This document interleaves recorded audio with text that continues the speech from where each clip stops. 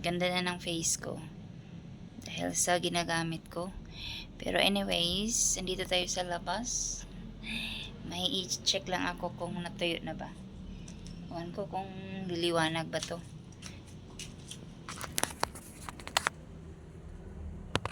Wala, ang dilim.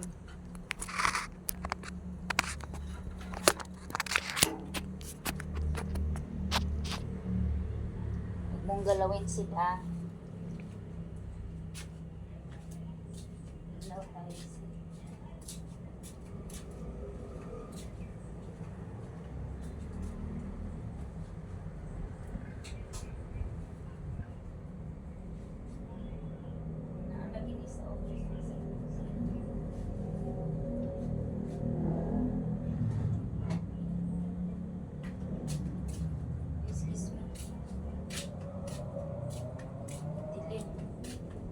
Sobrang dilim. Sobrang dilim. Ano lang kasi ako mag-record. Kasi masyadong kita. Dapat ganun.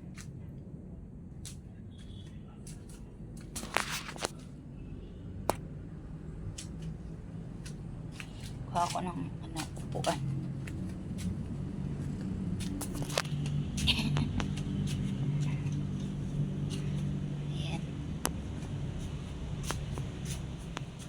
Maliwanag pa dito.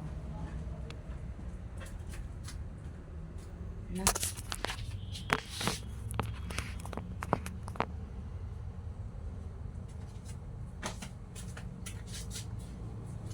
Kati. Magligpit lang. Check ko lang yung lalabahan ko kanina. Alis dyan. Ito.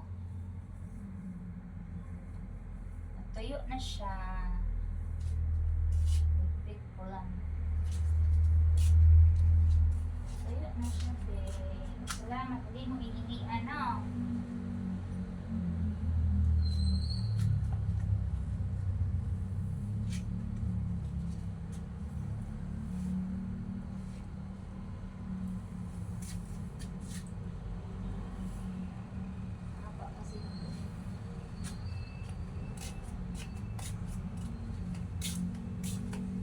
Ligpit ko lang. Balik-balik ligpit.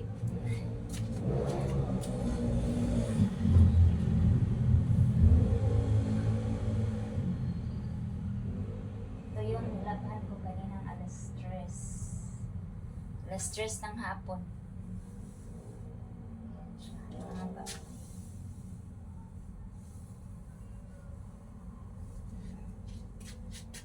Isa.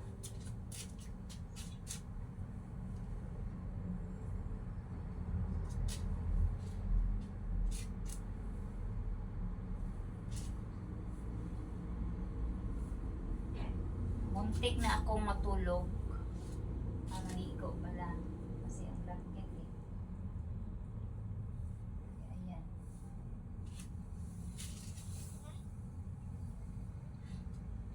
Kung alam niyo lang, gusto sana ipalondre. Ano nito oh. Ang mahal magpalondre ngayon. Pambili na lang ng bigas. May lalaban pa ako bukas yung cover ng upuan. Saglit lang. Tatapusin ko muna bago tayo magchika.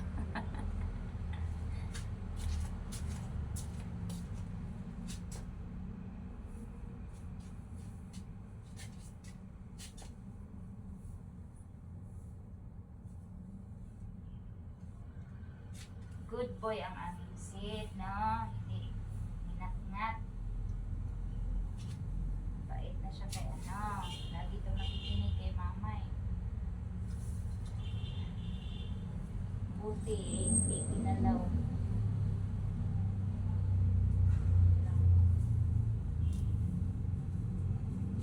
Seat. Where is it? Buti ayan oh. Naligpit ko na. So buti hindi ginalaw ng aso namin. Makulit yun. Ayan, pasok na tayo sa loob. Pakita ko sa inyo si Sid. But before that, patayin muna natin ang ilaw. Ayan. So,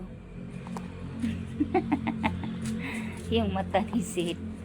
Ayan si Sid, oh. Napakakulit niyan. Kung ano ang inangat-ngat. Dito sila sa labas. Yan yung isa naming aso. Adopted namin aso si Chuchay. Mga sinampay namin. Pasok na ako.